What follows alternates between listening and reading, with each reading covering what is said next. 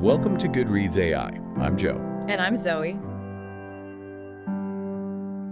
Welcome to our deep dive into Yevgeny Zamyatin's We.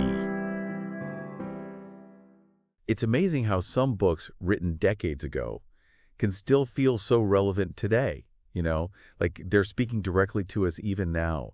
Yevgeny Zamyatin's We is definitely one of those. Almost a century after it was written, it just, sparks all these questions about the societies we create, the freedoms we value. Oh, absolutely. I mean, written in Russia, right?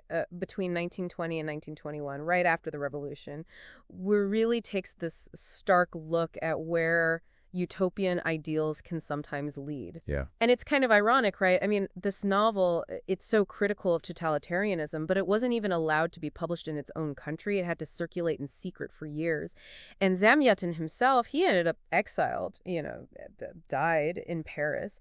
It just goes to show how bold his vision was. And yet, even though it was suppressed, its impact on dystopian literature is huge. So for this deep dive, we don't just want to summarize the plot of We. We want to go deeper, right? We want to explore the deeper meaning Zamyatin wove into the story, what he was trying to say about power and humanity.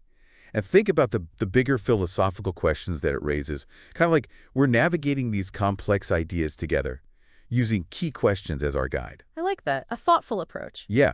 So let's start by thinking about the foundation of the one state.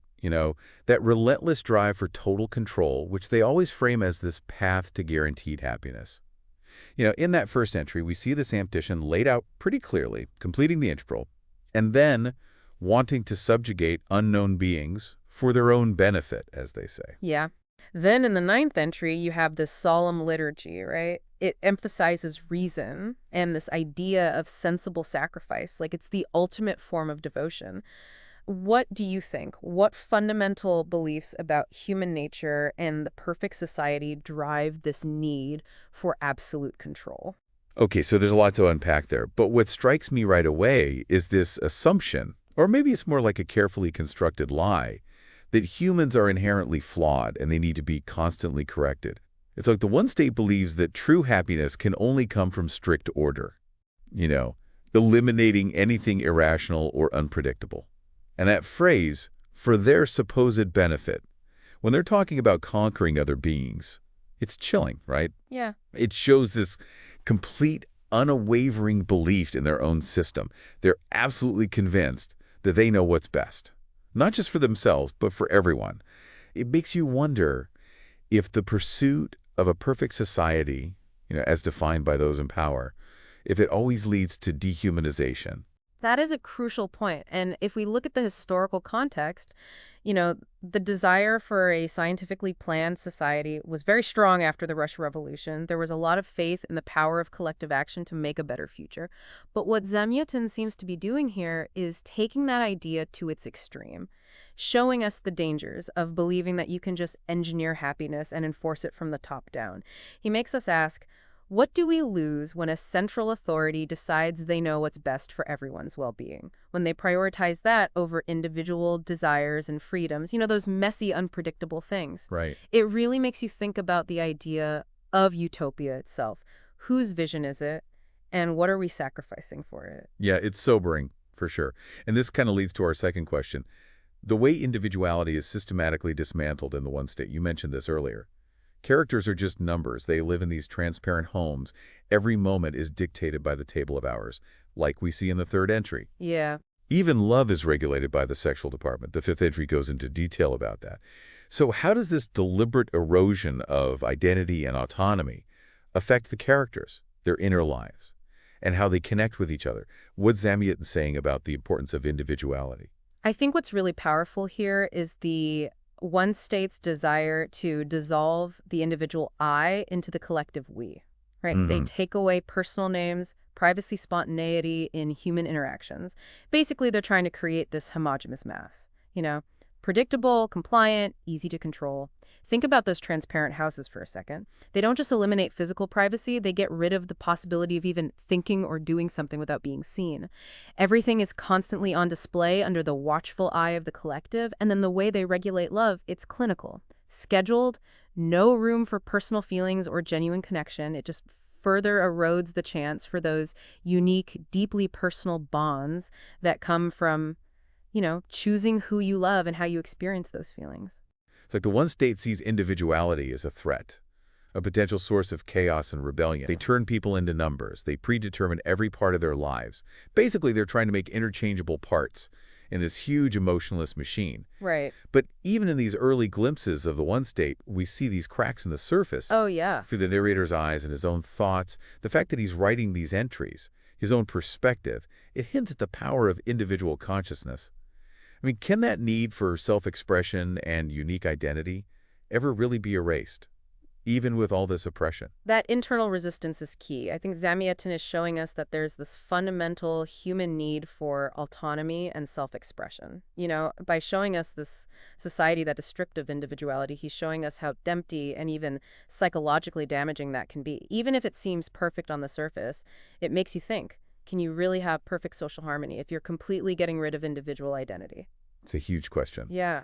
And it leads us to our third point, the constant surveillance in the one state. It's everywhere. We see it in the 14th entry. The narrator knows the guardians are watching him. Right. And then in the 12th entry, we have those creepy listening membranes. So how does this constant surveillance affect the characters? Not just their behavior, but their thoughts. What's Zamyatin saying about the relationship between being watched all the time and losing your freedom? I think what's so unsettling about how Zamyatin portrays surveillance is that it's often unseen. Right. But it's always there. It's not always about seeing an authority figure watching you. It's this feeling of knowing you could be watched at any moment. It creates this atmosphere of self-censorship. People start monitoring their own thoughts and actions because they're afraid of the consequences. And those listening membranes, oh man, that imagery is so powerful. It's like these invisible ears are everywhere. Even in the supposed privacy of their own homes, no thought is truly safe. It's like the transparency of their homes that extends to their minds. Yeah.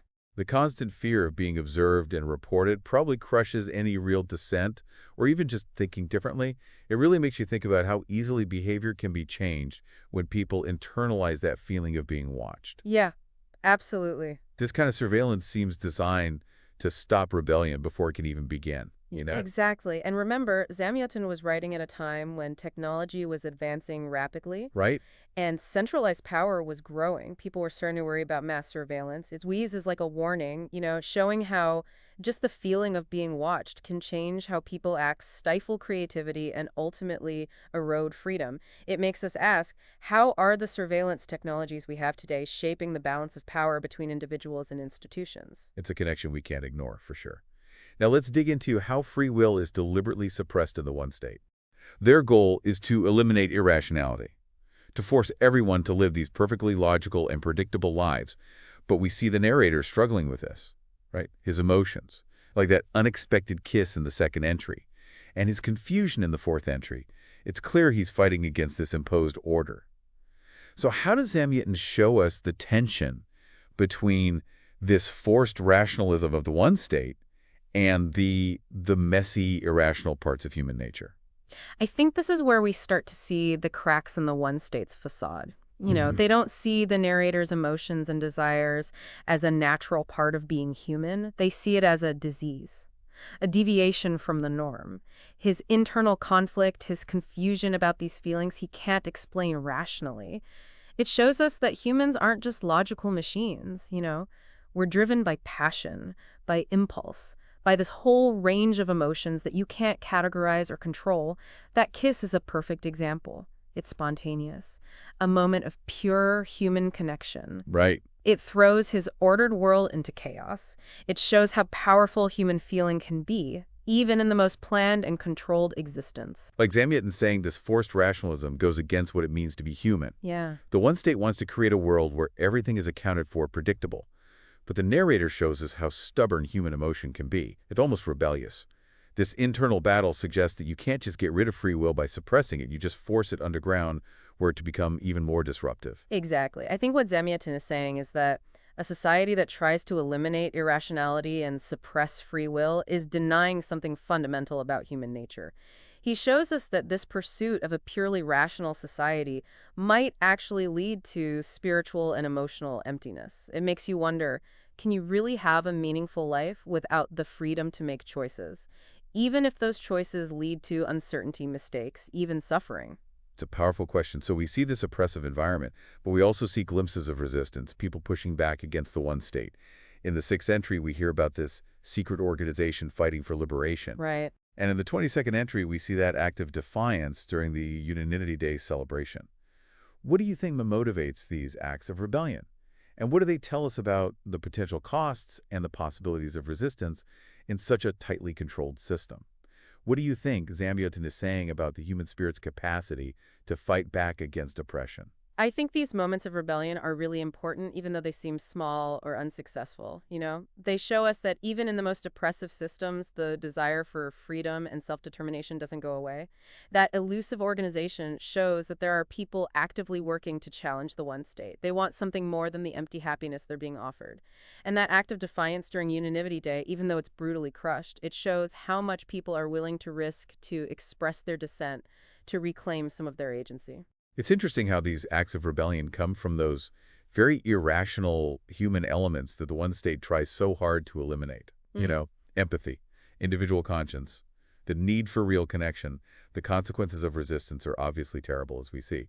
But the fact that people resist at all shows a kind of resilience in the human spirit, this refusal to be completely controlled. Absolutely. And Zamyatin himself witnessed the suppression of freedom in his own time. He's probably highlighting this universal human struggle against tyranny. He seems to be saying that even though the desire for freedom can be suppressed violently, it can never be fully extinguished. It makes you think. When you're up against a power that seems unbeatable, what are the most effective ways to resist? And what sacrifices are individuals and societies willing to make for freedom? Which brings us to our 6th question about the clash between scientific rationalism, which is the basis of the one state's ideology, and the complexities of human nature. Right. Their whole system is built on applying logic to every aspect of life, from work to relationships to happiness itself. But the narrator's experiences those moments that challenge this worldview, like his encounter with epilepsy, a sickness of the spirit pain, and his attraction to the irrational in the 4th entry. They reveal this fundamental conflict between this rigid way of thinking and the richness of human emotion and experience. How does Zamyatin explore this clash? And what's he saying about the limits of a purely scientific approach to understanding what it means to be human? I think what's really insightful here is how Zamyatin uses the narrator's inner experiences, the ways he deviates from the norm to challenge this idea that you can understand and control human behavior through science. The concept of epilepsy, a sickness of the spirit, is so telling. It implies that there are parts of our consciousness, parts of us that can't be explained with math and logic. Right. And the narrator's attraction to the irrational, things that don't make logical sense. It underscores the limits of trying to use pure reason to understand human desire and motivation. It's like he's arguing that science and reason have their place, of course, but they can't explain everything about being human. If you try to reduce people to purely logical beings, you're ignoring the role of emotions, intuition, even spirituality. Throughout the story, the narrator seems to be rediscovering and embracing these irrational parts of himself. It's like they're not weaknesses to get rid of, but essential parts of a meaningful life. Exactly. And remember, Zamyatin was writing during a time of huge scientific and technological progress. Scientific ideologies were on the rise. He seems to be offering this cautious perspective on the potential downsides of a purely scientific approach to society. He's saying that science is valuable, of course, but we shouldn't lose sight of the full spectrum of human experience. Even the parts that seem illogical or intuitive or defy scientific categorization. It makes you ask, how do we balance reason and emotion? How do we pursue scientific progress without losing sight of our complex human nature? Yeah, it's a fundamental question. And finally, our 7th question takes us back to the historical context of we. We mentioned this earlier, but Zamyatin was a supporter of the revolution at first, but then he became disillusioned. He even faced trial for his writing before he wrote this novel. The early 20th century was a time of huge upheaval. World War I, the Russian Revolution, people were really embracing utopian ideals. So how do you think this specific historical background shaped the themes and ideas in We? What parallels can we draw between the one state and real totalitarian regimes and the societal changes of that time? I think the historical context is crucial to understanding Zamyatin's own experience with the Russian Revolution. starting out idealistic, then becoming disillusioned with the loss of freedom and the rise of centralized control. It definitely influenced how he saw the dangers of radical social change. The one state, with its focus on collective identity, absolute authority, and suppression of dissent, it's very similar to the totalitarian regimes that were emerging in the early 20th century. It's like he's using this futuristic dystopia to comment on the real dangers he was seeing around him. Yeah, It's warning about what can happen when utopian ideals are taken too far.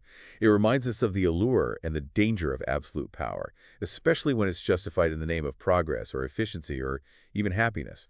And the fact that Zamyatin himself went from supporting the revolution to criticizing it gives his critique even more weight. for sure. And I think "we" is still relevant today because it reminds us to be cautious of any ideology that tries to suppress individual freedom for some supposed greater good. By setting his story in the context of real historical anxieties and changes, Zamyatin created a work that still speaks to us. It makes us think about the balance of power and freedom, the relationship between the individual and the collective, the promises and dangers of trying to reshape society.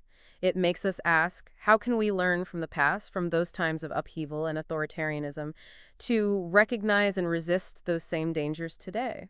So as we wrap up this deep dive into We, it's clear that Zamyatin's novel deals with some really important and timeless themes. The allure and danger of total control, the fight for individual identity, the impact of surveillance, the fact that you can't really suppress the human will, the tension between conformity and rebellion, the limits of science when it comes to understanding human nature, and the way history shapes our understanding of these issues. Yeah, and even though "We" was written almost 100 years ago in a very specific time and place, it still resonates with us today because it explores these fundamental questions about what it means to be human in a world that's always trying to define and control us. And on that note, we'll leave you with this final thought. As you think about the one state and the narrator's struggles, think about what aspects of our world today might make us ask those same questions.